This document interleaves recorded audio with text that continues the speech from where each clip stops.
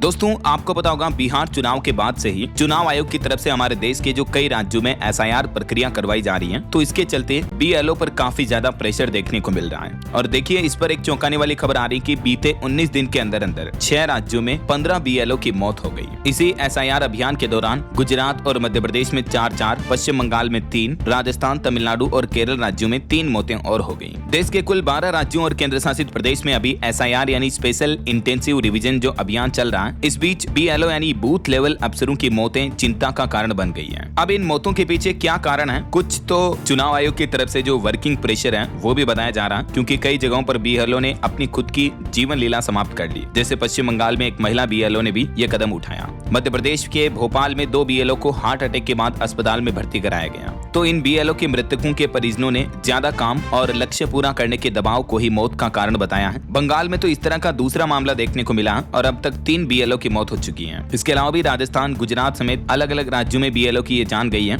तो इन सब मामलों के सामने आने के बाद अब चुनाव आयोग की तरफ से भी एक बड़ा फैसला लिया गया है और देश के सर्वोच्च न्यायालय सुप्रीम कोर्ट ने भी चुनाव आयोग के इस एसआईआर अभियान को लेकर एक बड़ा आदेश सुनाया है। तो चलिए देखते हैं इलेक्शन कमीशन यानी निर्वाचन आयोग के बीएलओ अभियान से जुड़े आज के 5 बड़े अपडेट। एक फैसला तो ये रहा कि चुनाव आयोग ने बीएलओ से मोबाइल ऐप में एडिट ऑप्शन ही वापस ले लिया है। इलेक्शन कमीशन के एक्शन से बंगाल में विरोध भी देखने को मिल रहा है, क्योंकि बीएलओ और राजनीतिक दल भी अब इस फैसले का विरोध कर रहे हैं। और चुनाव आयोग का मानना है कि एडिट अनमैप विकल्प से भ्रम की स्थिति पैदा हो रही थी, इसलिए इस विकल्प को वापस ले लिया गया। लेकिन कहीं न कहीं देखा जाए तो अगर मानवीय त्रुटि, मानवीय गलती भी हो गई बीएलओ से, तो भी पहले पश्चिम बंगाल में उन्हें एडिट ऑप्शन दिया गया था ताकि गलती होने के बाद वो अपने ऐप में सुधार कर सके, लेकिन उस विकल्प को फिर से चुनाव आयोग ने वापस ले लिया। तो ये कहीं न कहीं एक बड़ी चिंता की बात है और बीएलओ पर एक प्रेशर भी क्रिएट होता है इसको लेकर, राइट। इधर पश्चिम बंगाल में तो ऑलरेडी एसआईआर का इतना विरोध देखने को मिल रहा है। टीएमसी ने एसआईआर में भी हड़बड़ी का आरोप लगाया, बीएलओ की मौत के लिए भी इलेक्शन कमीशन को जिम्मेदार ठहराया और कई राज्य सरकारें चुनाव आयोग के इस एसआईआर अभियान का विरोध भी कर रहे हैं। एसआईआर के खिलाफ सुप्रीम कोर्ट में भी याचिका लगाई गई। तो अब देश के सर्वोच्च न्यायालय सुप्रीम कोर्ट ने ईसी यानी इलेक्शन कमीशन से भी इसको लेकर जवाब मांगा है। केरल सरकार ने भी इस एसआईआर प्रक्रिया को रोकने की मांग की सुप्रीम कोर्ट में अपनी याचिका दायर करके, और इससे पहले ऑलरेडी तमिलनाडु और बंगाल सरकार भी ये अर्जी लगा चुके हैं, राइट। तो इस मामले को लेकर भी सुप्रीम कोर्ट ने भी एसआईआर के खिलाफ दायर याचिकाओं पर चुनाव आयोग, इलेक्शन कमीशन से अपना जवाब मांगा है कि आपका क्या कहना है। राज्य सरकारें कह रही कि एसआईआर प्रक्रिया को रोका जाए, तो चुनाव आयोग से स्पष्टीकरण, सफाई मांगी है कि आप क्या कहना चाहते हो इस मुद्दे पर। तो इस मामले पर सुप्रीम कोर्ट के जस्टिस सूर्यकांत की अध्यक्षता वाली बेंच ने अगली सुनवाई 26 नवंबर तक तय की है। तो 26 नवंबर को सुप्रीम कोर्ट में यह भी पता चल जाएगा कि इस एसआईआर अभियान को रोका जाएगा या नहीं, ठीक है। पहली बात तो ये। और अभी तक चुनाव आयोग के डेटा के मुताबिक देश के 12 राज्यों में 50 करोड़ से भी ज्यादा एसआईआर के फॉर्म बांटे जा चुके हैं। इस बीच चुनाव आयोग ने एक और कड़ा रुख अपनाते हुए कहा कि एसआईआर की समय सीमा में भी कोई बदलाव नहीं होगा। बीएलओ को 25 नवंबर तक का समय दिया गया और चुनाव आयोग ने यह भी स्पष्ट कर दिया कि मतदाता सूची के विशेष गहन पुनरीक्षण एसआईआर की अवधि नहीं बढ़ाई जाएगी। बीएलओ को 25 नवंबर तक कुछ भी करके डिजिटलाइजेशन का काम पूरा करना ही होगा। तो डेडलाइन काफी नजदीक है, 25 नवंबर आने ही वाली है। यही वजह है कि बीएलओ के ऊपर काफी ज्यादा प्रेशर, वर्किंग लोड देखने को मिल रहा है। और चुनाव आयोग ने यह भी कहा कि एसआईआर में अगर किसी तरह की चूक होती है तो अधिकारी ही जिम्मेदार होंगे। हालांकि कुछ राज्यों में इसकी डेडलाइन दिसंबर तक तय की गई है, लेकिन फिर भी दबाव से काफी परेशान है बीएलओ। मध्य प्रदेश, राजस्थान और केरल में भी 3 बीएलओ खुद की जान ले चुके हैं। तो इधर विपक्षी राजनीतिक पार्टियां, जैसे देखिए आप, कांग्रेस का भी प्लान है, एसआईआर पर हल्ला बोल की तैयारी कर रही है कांग्रेस। दिल्ली के रामलीला मैदान में अगले महीने 14 दिसंबर को बड़े आयोजन की प्लानिंग कर रही है कांग्रेस द्वारा। अच्छा, वैसे ये एसआईआर काफी आपने सुना होगा, ये एक्चुअली है क्या?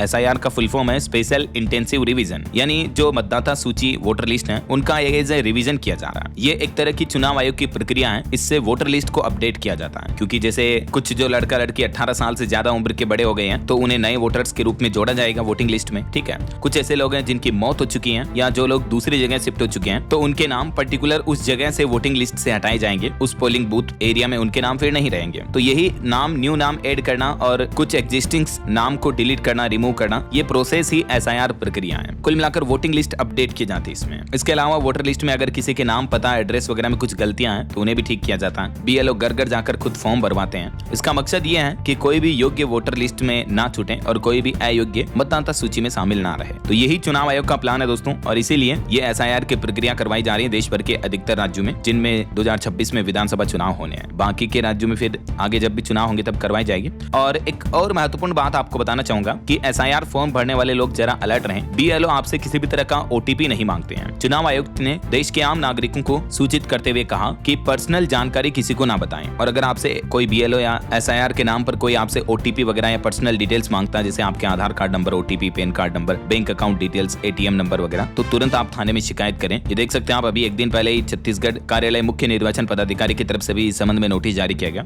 एक्चुअली मामला ये दोस्तों की बीएलओ और एसआईआर प्रक्रिया के नाम पर कई लोगों के साथ ठगी हो रही है। मोबाइल नंबर पर आने वाले मैसेज से ओटीपी वगैरह मांग रहे हैं, तो इससे आपके साथ फ्रॉड हो सकता है, धोखाधड़ी हो सकती है, आपका बैंक खाते का बैलेंस कट सकता है। इसलिए ये बात का जरूर ध्यान रखें कि बीएलओ आपसे किसी भी तरह की पर्सनल इन्फॉर्मेशन नहीं मांगेगा, ओटीपी वगैरह नहीं पूछेगा, ठीक है। ये चुनाव आयोग ने क्लेरिफिकेशन जारी किया है। तो उम्मीद है दोस्तों एसआईआर अभियान और चुनाव आयोग को लेकर ये कुछ बड़े अपडेट्स आपको जरूर जानने मिले होंगे। वैसे आप कौन से राज्य में रहते हैं और क्या आपके राज्य में भी एसआईआर अभियान चल रहा है? ये सत्वानो आपके राज्य का नाम मुझे नीचे कमेंट करके बताएगा जरूर। और बाकी इस वीडियो को लाइक और शेयर करना, डीएलएस न्यूज चैनल को सब्सक्राइब करके बेल आइकन जरूर दबा देना, रोजाना ऐसे इन्फॉर्मेटिव जानकारियां, महत्वपूर्ण समाचार देखते रहने के लिए। ओके, ख्याल रखिएगा अपने आप का, अपने परिवार का। मिलेंगे अगले नेक्स्ट अपडेट में, तब तक के लिए जय हिंद, जय भारत, वंदे मातरम।